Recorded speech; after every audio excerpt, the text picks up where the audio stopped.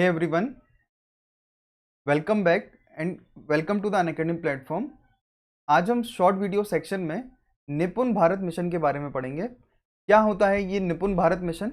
निपुण भारत मिशन मतलब होता है, आपके लिए अभी इतना जानना ज़रूरी होगा कि ये है कुछ रीडिंग और राइटिंग से रिलेटेड, कि किस तरीके से हम अपने भारत देश में जो हमारे एजुकेशन की हालत है उसको हम बढ़ा सकते हैं। तो इसका फुल फॉर्म होता है national initiative for proficiency in reading and with understanding. मतलब हमारे यहाँ पर हमें reading with understanding and numeracy को बढ़ाना है, और इसी चीज़ के लिए निपुण भारत अभियान जो है हमारे देश में चलाने वाले हैं या फिर चलाना हम चाहते हैं।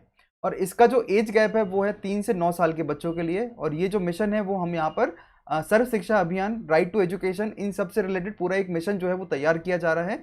और अभी पहले क्या होता था हमारे देश में कि न्यू एजुकेशन पॉलिसी थी। न्यू एजुकेशन पॉलिसी 1986 में लाई गई थी। अभी हमारे देश में लाई गई है न्यू एजुकेशन पॉलिसी 2020।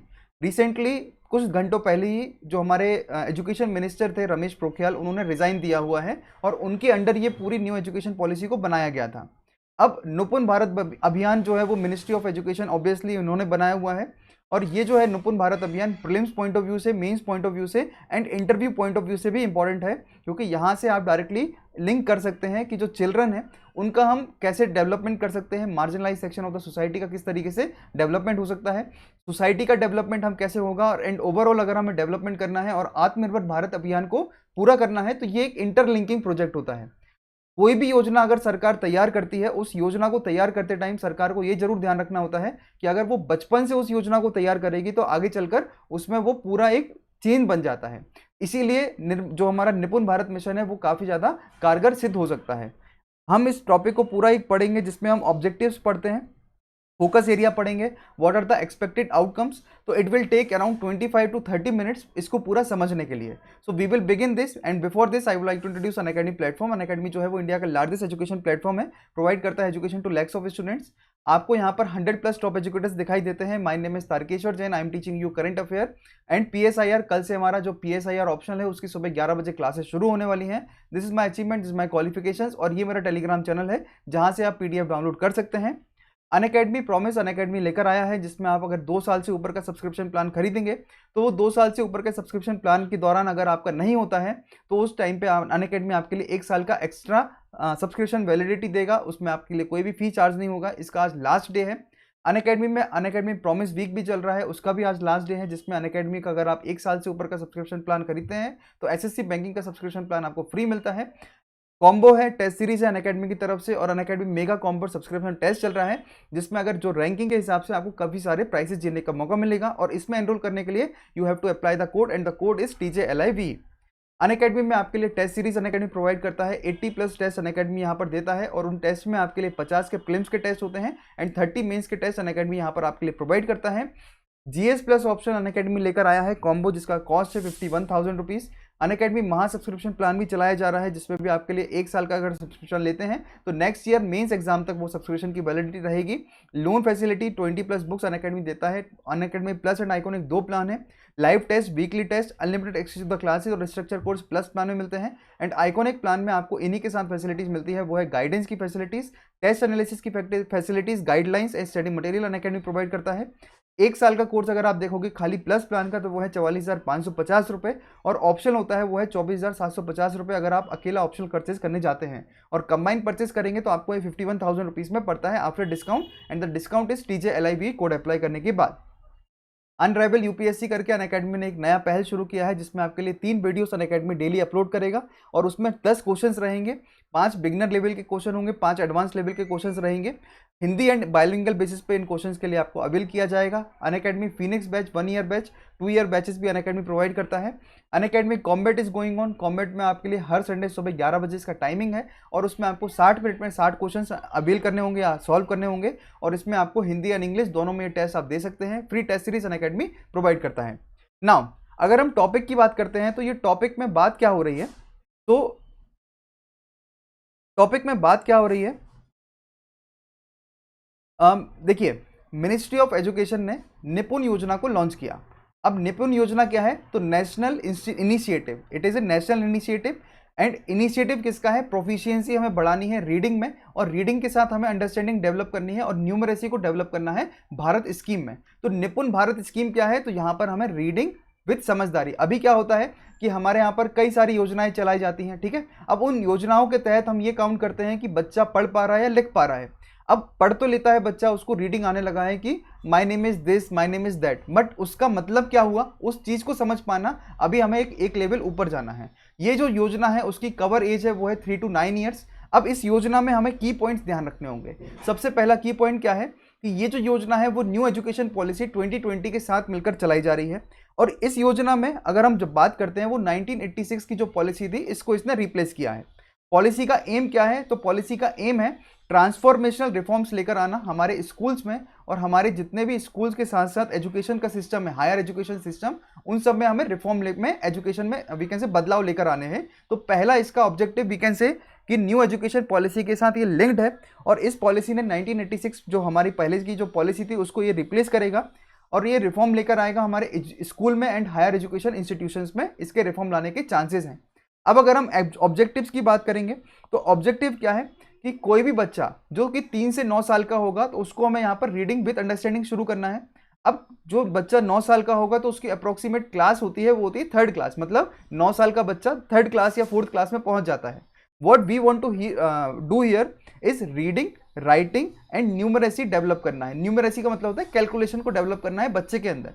तो रीडिंग, राइटिंग एंड कैलकुलेशंस को डेवलप करना है, और ये डेवलप कहां पर करना है? तो ग्रेड 3 मतलब जो तीसरी क्लास का बच्चा है उसके अंदर ये सब चीज़ों को डेवलपमेंट हो जाना चाहिए जब तक कि वो 3rd क्लास में नहीं आ जाता। और ये जो ऑब्जेक्टिव है इसका, वो ऑब्जेक्टिव कब कंप्लीट करना होगा? तो 2026-2027 तक ये हमारा ऑब्जेक्टिव रखा गया है। अब दूसरा अगर हम बात करेंगे, इसमें दूसरा ऑब्जेक्टिव है वो है यूनिवर्सल एक्विजिशन करना foundational literacy and we can say foundational literacy and numeracy के लिए। यहां तक सभी को क्लियर हो गया होगा। अब अगर हम फोकस एरिया की बात करते हैं तो इसमें जो है 4 फोकस एरिया हमें यहां पर दिखाई देते हैं। तो 4 मेजर फोकस एरिया हैं जहां पर जो है हमारा नुपन योजना काम आएगा। पहला फोकस एरिया है नुपुन योजना के तहत हमारे लिए डेवलप करना होगा, वो होगा टीचर क्वालिटी, मतलब जो हमारे टीचर हैं हमारे देश में जो रिक्रूटमेंट होते हैं उन टीचर्स की क्वालिटी को इंप्रूव करना होगा। दूसरा निपुण योजना से क्या होगा हेल्प, वो होगा डाइवर्सिफाई करना होगा स्कूल टीचर का जो रिसोर्सेज हैं या फिर लर्निंग मटेरियल है।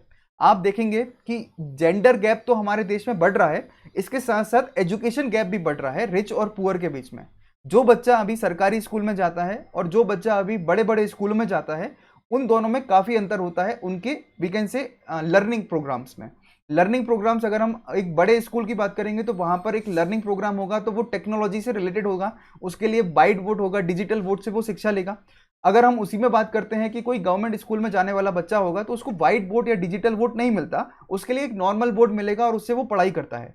तो यहाँ पर फोकस एरिया होगा वो होगा हमें डाइवर्सिफाई करना है स्कूल टीचर का यहाँ पर रिसोर्सेज और उनके लर्निंग आउटकम। थर्ड, यहाँ पर अगर हम बात करेंगे तो we have to track the progress. Progress क्या होगा, हर एक बच्चे का प्रोग्रेस को हमें यहाँ पर ट्रैक करना है और एक लर्निंग आउटकम यहाँ पर डेवलप करना होगा। फोर्थ पॉइंट यहाँ से निकल कर आता है फोकस एरिया, वो है कि we have to track the progress, और ये 3 मेजर प्रोग्राम्स हमें यहाँ पर दिखाई देते हैं। चौथा होगा कि we have to provide a focus जहाँ पर हम एक्सेस कर पाएँ और रिटेन कर पाएँ बच्चों के लिए, कि बच्चों की जो है ईयर ऑफ स्कूलिंग कंप्लीट हो जाएगी। एक डेटा है उसके ऊपर भी मैंने एक वीडियो बनाया हुआ था कि अभी ये पाया गया कि आफ्टर दिस कोरोना पेंडेमिक बच्चे जो हैं वो अब एजुकेशन को कंटिन्यू नहीं रख रहे हैं और वो एजुकेशन ब्रेक हो रहा है हमारे एजुकेशन में, और यूनिवर्सल एजुकेशन जो हमारे यहाँ पर ऑब्जेक्टिव है वो ऑब्जेक्टिव कम होता जा रहा है, एंड ग्रॉस एनरोलमेंट रेशियो है जो स्कूल्स में वो भी कम होता जा रहा है। तो फोकस एरिया यहाँ पर 4 हमने देखे। अब अगर हम इम्प्लीमेंटेशन की बात करते हैं कि ये जो योजना है उसका इम्प्लीमेंटेशन कैसे होगा, तो मिनिस्ट्री ऑफ एजुकेशन इसमें काम करेगा। मिनिस्ट्री ऑफ एजुकेशन के अंदर अलग अलग डिपार्टमेंट है, तो इसमें जो डिपार्टमेंट काम करेगा वो डिपार्टमेंट है department of school education and literacy, जो यहाँ पर उसके लिए काफ़ी हेल्पफुल रहेगा।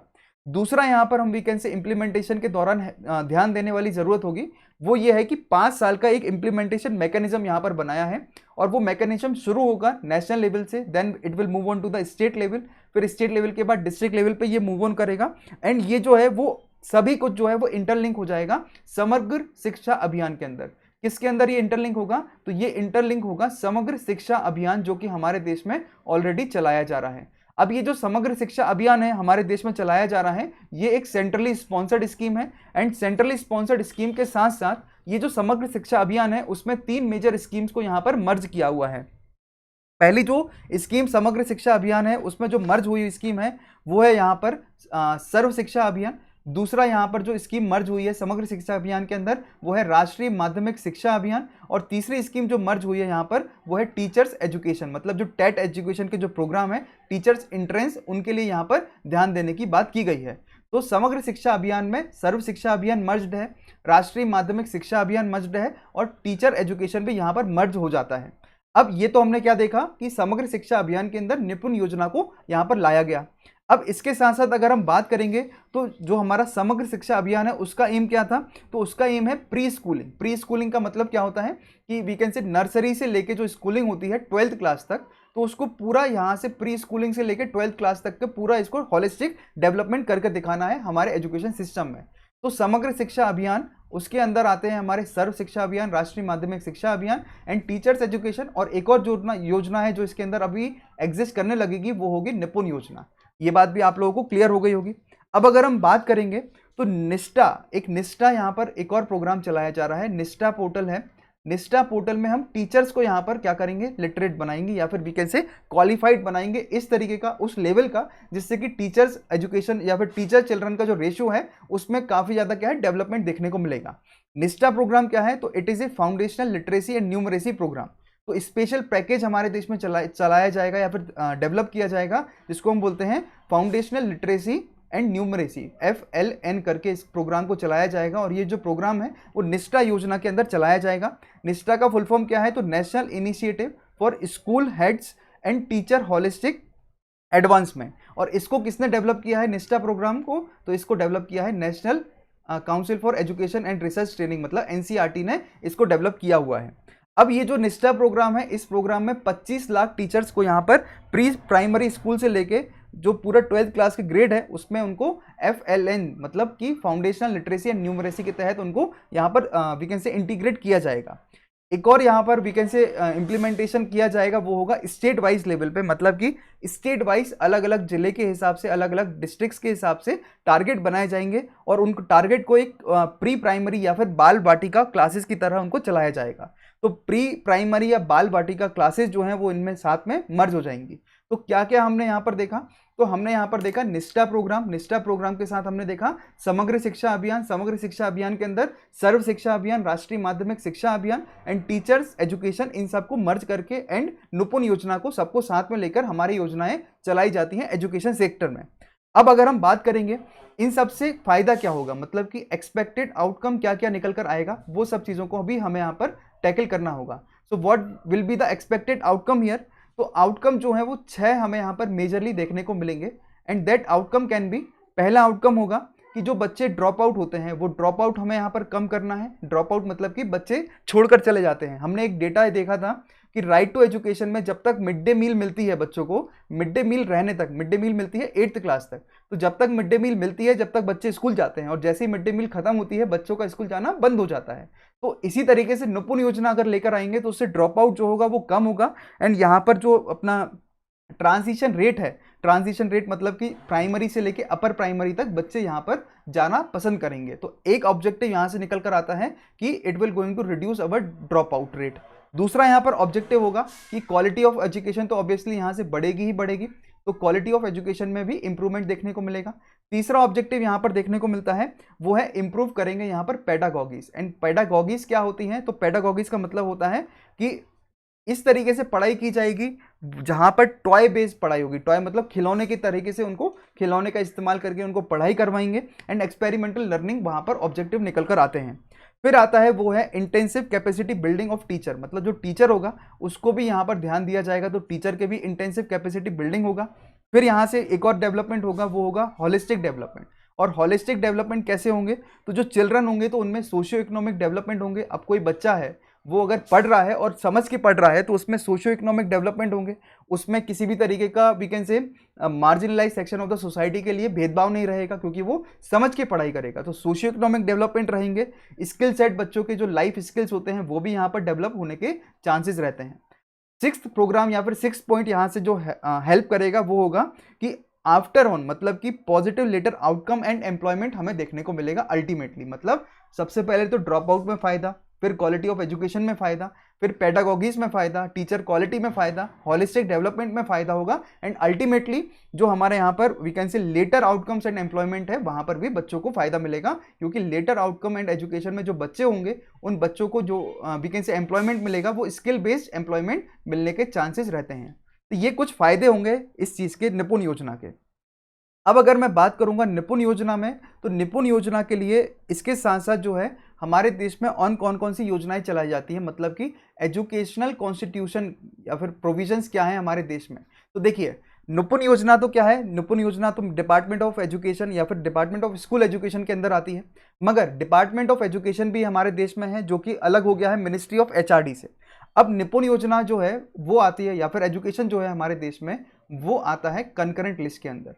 और कंकरेंट लिस्ट के से पहले जो है ये 42nd अमेंडमेंट हुआ था।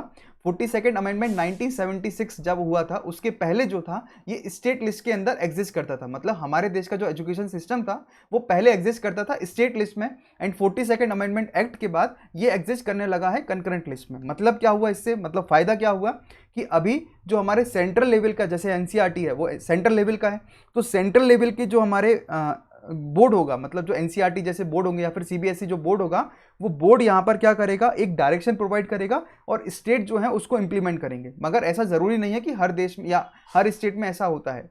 इसका ऑब्जेक्टिव ये था कंकरेंट लिस्ट में लाने का कि सीबीएसई मतलब ऑल इंडिया लेवल पे एक बोर्ड बनाया जाएगा और हर स्टेट उसको फॉलो करेंगे। बट इसमें एक वीकेंड से ढील भी दी गई थी कि हर स्टेट अपने बोर्ड के हिसाब से भी तैयारी करवा सकता है। इसलिए आपको देखने को मिलेगा Bihar board, MP board, UP board, तो वो अलग अलग बोर्ड भी हैं और साथ में सीबीएसई मतलब एक कॉमन बोर्ड भी चलता है। फिर आता है दूसरा यहाँ पर ऑब्जेक्टिव, वो दूसरा ऑब्जेक्टिव है वो है कि डीपीएसपी के अंदर ये एग्जिस्ट करते हैं। डीपीएसपी हमारे पार्ट 4 के अंदर आते हैं, part 4 our we can say Indian constitution. और डीपीएसपी में आर्टिकल है आर्टिकल 45 जिसमें हमारे एजुकेशन सेक्टर की बात हुई है, एंड आर्टिकल 39F, इन दोनों सेक्टर्स में क्या है हमारे एजुकेशन की बात हुई है। तो संविधान में भी स्टेटस दिया गया है। इसके अलावा अगर हम बात करेंगे तो आर्टिकल 21A जो कि हमारा एक फंडामेंटल राइट है, उसमें भी राइट टू एजुकेशन को एक दर्जा दिया गया है एज ए फंडामेंटल राइट। फिर अगर हम बात करते हैं कि 86th अमेंडमेंट एक्ट, तो 86th अमेंडमेंट एक्ट हमारे देश में आया था 2002 में, और इस अमेंडमेंट एक्ट में भी क्या किया था, राइट टू एजुकेशन एक्ट को इंप्लीमेंट किया था। मतलब ये जो आर्टिकल 21A है ये किस अमेंडमेंट के तहत आया था, तो ये आया था 86th अमेंडमेंट एक्ट के तहत। फिर अगर हम बात करते हैं गवर्नमेंट स्कीम्स जो कि और चलाई जाती है हमारे देश में, तो मेजरली अगर हम बात करेंगे तो गवर्नमेंट स्कीम्स, तो सबसे पहले जो स्कीम है और सबसे सक्सेसफुल स्कीम है वो है Sarva Shiksha Abhiyan scheme. Then there is mid day meal scheme जो कि सरकार चलाती है एजुकेशन सेक्टर में। फिर आते हैं हमारे नवोदय विद्यालय जो सरकार चलाती है, आप सभी के यहाँ पर देखा होगा कि नवोदय विद्यालय काफ़ी फेमस है। Then there is KV school Kendra Vidyalaya जो कि सरकार चलाती है यहाँ पर। एंड केंद्रीय विद्यालय के साथ यहाँ पर आता है हमारा कि न्यू एजुकेशन पॉलिसी 2020 में आईटी का यूज करवाना। और आईटी मतलब कि अभी कोडिंग बच्चे सीखेंगे, और जब इस एज से बच्चे कोडिंग सीखेंगे तो उनको आगे चलकर हेल्प मिलेगी ही मिलेगी। एंड अल्टीमेटली राष्ट्रीय माध्यमिक शिक्षा अभियान भी जो है वो यहाँ पर सरकार जो है चलाती है। This all are the government scheme जो कि करंटली रनिंग है और सक्सेसफुल भी हैं। इसके अलावा अगर हम बात करते हैं रिलेटेड न्यूज़ की, तो what are the related news here. तो राइट टू एजुकेशन एक्ट आया था हमारे यहाँ पर 2009 में, और इसका एम क्या था, राइट टू एजुकेशन एक्ट का उसका एम था 6 से लेकर 14 साल के बच्चों को यहाँ पर एजुकेशन प्रोवाइड करना। दूसरा यहाँ पर एक और हमारे देश में चलाया जाता है we can say marginalise section of the society को अपलिफ्ट करने के लिए, वो है 25% रिजर्वेशन प्रोवाइड करना अनएडेड स्कूल में, कि वो वहाँ पर जाके गरीब बच्चे फ्री में पढ़ सकते हैं। मतलब अमीर स्कूल में भी गरीब बच्चे जाकर पढ़ सकते हैं, और 25% का क्राइटेरिया यहाँ पर रखा है कि पूरे ओवरऑल स्कूल की स्ट्रेंथ का 25% बच्चा यहाँ पर पढ़ेगा। तो ये हमारा एक पूरा टॉपिक तैयार होता है निपुण भारत योजना का। निपुण एक प्रोग्राम है जिसका फुल फॉर्म है national initiative for proficiency in reading with understanding and numeracy. 3 से 9 साल के बच्चों के लिए है। न्यू एजुकेशन पॉलिसी के साथ इसको इंटरलिंक किया गया है। प्रोग्राम का ऑब्जेक्टिव है रीडिंग विद अंडरस्टैंडिंग करना, फिर इसमें अगर हम बात करेंगे तो फोकस एरिया है, तो टीचर्स का जो फोकस एरिया टीचर है। फिर इसमें हमें डाइवर्सिफाई करना है स्कूल स्टूडेंट रेशियो। फिर हमें ट्रैक करना है progress of each child in achieving learning outcome. Implementation की बात करेंगे तो department of school education literacy जो है उसको डिपार्टमेंट इंप्लीमेंट करेगा। एंड समग्र शिक्षा अभियान के अंदर ये आता है। समग्र शिक्षा अभियान के अंदर सर्व शिक्षा अभियान भी आता है, राष्ट्रीय माध्यमिक शिक्षा अभियान भी आता है, और टीचर एजुकेशन प्रोग्राम भी हमें यहाँ पर देखने को मिलता है। तो ये एक पूरा आपका टॉपिक तैयार होता है। इस टॉपिक में हमने हर एक चीज़ जितनी भी होगी अभी करंटली चल रही है बच्चों की एजुकेशन से रिलेटेड सब कुछ हमने यहाँ पर कवर किया हुआ है। सबको समझ में आया होगा। जिस भी बच्चे को नहीं समझ में आया होगा वो मेरे से कमेंट सेक्शन में पूछ सकते हैं, या फिर टेलीग्राम चैनल ये मेरा है, इससे आप डायरेक्टली मुझसे कॉन्टैक्ट भी कर सकते हैं। TJLIB ये कोड है, यहाँ पर 10% डिस्काउंट मिलता है। लाइक शेयर एंड सब्सक्राइब करना नहीं भूलेगा। ऐसे वीडियोस मैं आपके लिए कई सारे लेकर आऊँगा जिससे कि आपकी होलिस्टिक वे में प्रिपरेशन होती रहे। So thank you so much.